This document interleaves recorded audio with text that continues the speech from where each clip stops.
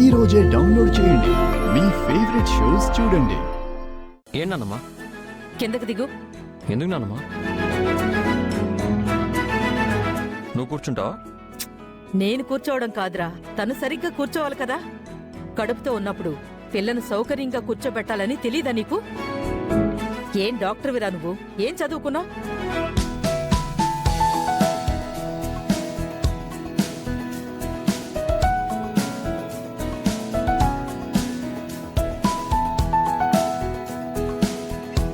ఇప్పుడు కూర్చో అమ్మాయి. కాళ్ళు ముందుకు చాచి కడుపుకి ఇబ్బంది కలగకుండా వెనక్కి జరిగి సౌకర్యంగా కూర్చోవాలి. రా.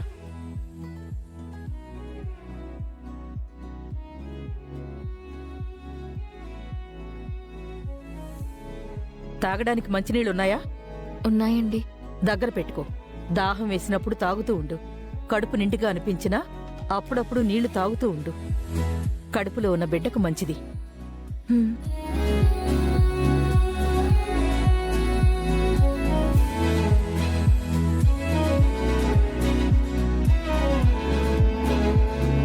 ఇక మెల్లగా పోని.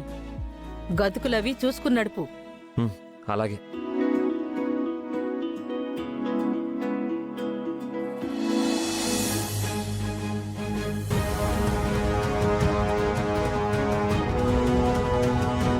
అదితి దగ్గరికి వెళ్దామంటే అమ్మ నాన్నమ్మ వచ్చారు. ఇప్పుడు హాస్పిటల్కి వెళ్తే అహల్యది 4వ నెల కడుపని తెలుస్తుంది. ఇప్పుడు ఎలా మేనేజ్ చేయాలి? హాస్పిటల్లో అంజలి నన్ను చూస్తే నేనే ఆయిషా అని గుర్తుపడుతుంది. ఇప్పుడు ఏం చెయ్యాలి?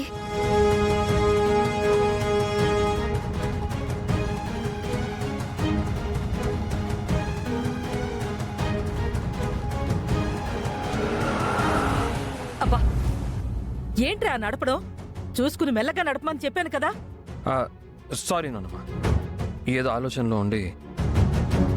పక్కన కడుపుతో ఉన్న దాన్ని పెట్టుకుని అంత పరధ్యానం ఏంట్రా నీకు? సరిగ్గా డ్రైవింగ్ చేయడం కూడా చేత కదా. ఏం నేర్చుకున్నావురా? ఆ అమ్మాయి కదలకుండా కూర్చోవాలి. సరిగ్గా తీసుకెళ్ళు. అవునమ్మాయి, నువ్వు కడుపుతో ఉన్నావని వీడు చెప్పేదాకా మాకు తెలీదు. నెల తప్పితే వేవిళ్ళవి ఉంటాయి కదా. నువ్వెప్పుడు మాకు అలా కనిపించలేదే. నానమ్మ, అది అహల్యకి వాంతులు అయ్యాయి. కాకపోతే మీకు తెలియకుండా నేనే జాగ్రత్త పడ్డాను. తను నెల తప్పిందని ఎందుకురా చెప్పలేదు? ఇన్నాళ్ళు ఎందుకు దాచారు? అంటే మంచి టైం చూసుకొని చెప్దాం అనుకున్నాను నానమ్మ. ఇలాంటి విషయాలు దాచకూడదమ్మా. కడుపుతో ఉన్నప్పుడు ఏమనిపిస్తే అది చెయ్యాలి. బలవంతంగా ఆపుకుంటే ప్రమాదం. ఇప్పుడు తెలిసిందిగా వీళ్ళ ఘనకార్యం. నేను చూసుకుంటాను. ప్రసవం అయ్యేంత వరకు వీళ్ళ పక్కనే ఉంటాను.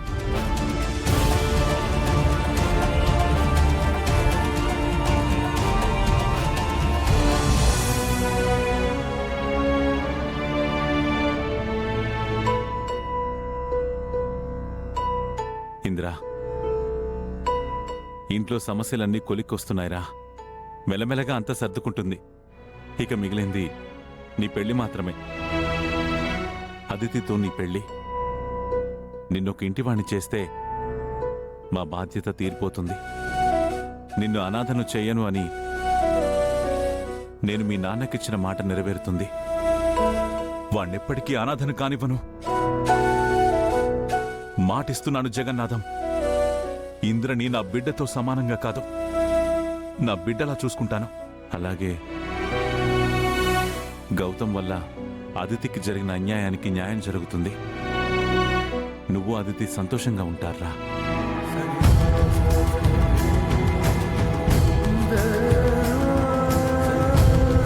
వాడు బిజీగా ఉన్నట్టున్నాడు. అవును, వీడికి నేను నిన్న 2 సార్లు ఫోన్ చేశాను, లిఫ్ట్ చేయలేదు. కనీసం కాల్ బ్యాక్ కూడా చేయలేదేంటి? నా మెసేజ్లకు కూడా రిప్లై లేదు. అంత బిజీగా ఉన్నాడా? నీకు వెంటనే పెళ్లి విషయం చెప్పాలరా. ఇప్పుడైనా లిఫ్ట్ చేస్తాడో లేదో ఒకసారి ఫోన్ చేద్దాం.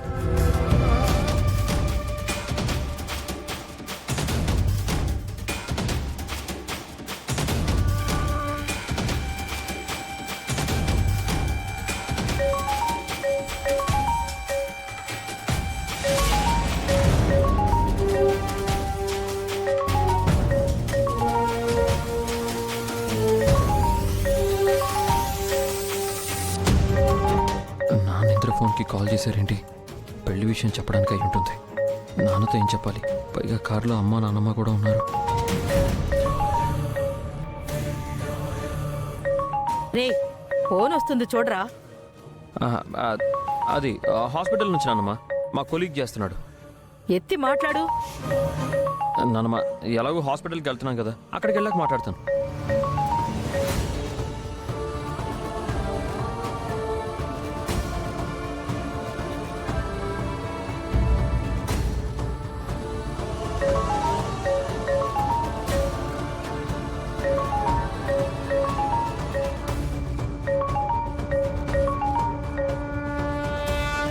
అబ్బబ్బా ఏంట్రా ఎదో గోలా? మళ్ళీ ఎవరు?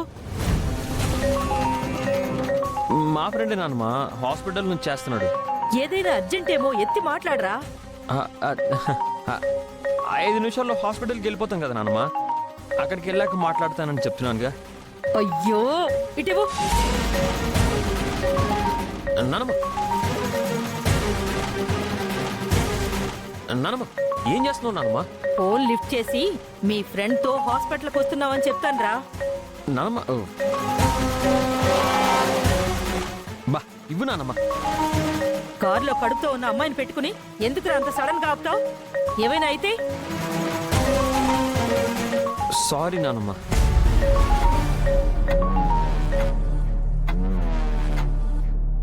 హలో, నేను హాస్పిటల్కి వస్తున్నాను రా. 10 మినిట్స్లో అక్కడ ఉంటాను, సరేనా? ఓకే.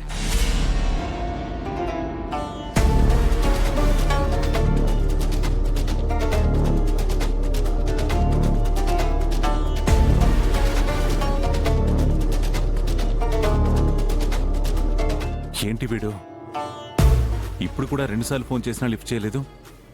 ఏదైనా అర్జెంట్ మిషన్లో ఉన్నాడా ఏంటి? ఎక్కడ నేర్చుకున్నావురా ఈ డ్రైవింగ్? ఏం తోలుతున్నావో ఏంటో, నా ఒళ్ళు హోనం చేసేలా ఉన్నావు. నా సంగతి తర్వాత, ముందు ఆ పిల్ల సంగతి చూడు. కాస్త మెల్లగా వెళ్ళు. అలాగే నాన్నమ్మ.